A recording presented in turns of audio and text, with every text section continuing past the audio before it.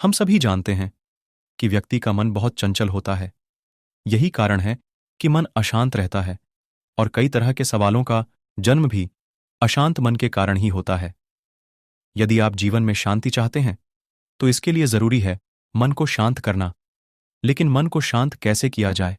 गौतम बुद्ध से जुड़ी इस कहानी के माध्यम से आप जान सकते हैं कि मन को शांत करने का क्या तरीका है।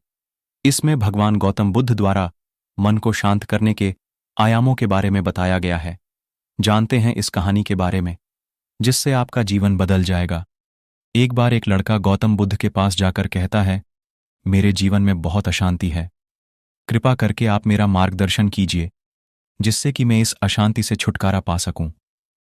गौतम बुद्ध लड़के से जीवन की अशांति का कारण पूछते हैं।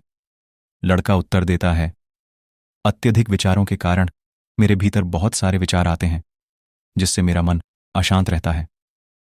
बुद्ध मुस्कुराते हुए कहते हैं, ऊपर आकाश की ओर देखो और बताओ कि तुम्हें सूर्य दिख रहा है। लड़का ऊपर देखता है और कहता है, धूप दिख रहा है। बुद्ध उससे पूछते हैं कि अगर तुम लगातार धूप में खड़े रहोगे तब क्या होगा? वह कहता है, मुझे अत्यधिक गर्मी लगेगी और शरीर में बेचैनी होगी। बुद्ध लड़के से कहते हैं कि अगर धूप में खड़े रहने से तुम्हें गर्मी लगती है तो इसमें दोष किसका है, सूर्य के ताप का या तुम्हारा?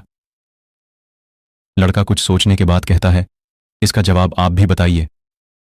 बुद्ध कहते हैं, सूर्य का काम है ताप देना और ताप का काम है गर्मी लगना। ऐसे में तो दोष तुम्हारा ही है कि तुम धूप में जाकर खड़े हुए जिससे कि तुम्हें गर्मी लगी।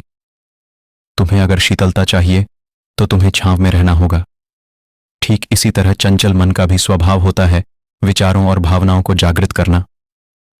विचार क्षण भर के लिए होते हैं, लेकिन विचार से पैदा हुई भावनाएं देर तक टिकी रहती हैं।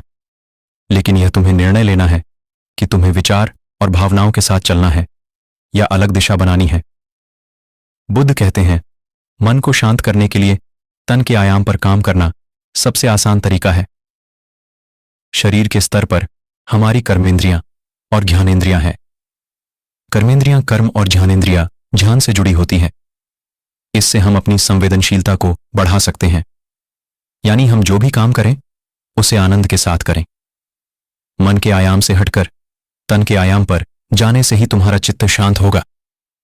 ऐसा करने से तुम मन के आयाम से हटकर शरीर के आयाम पर आ जाओगे, ठीक उसी तरह जैसे तुम धूप से हटकर छांव में आ सकते थे।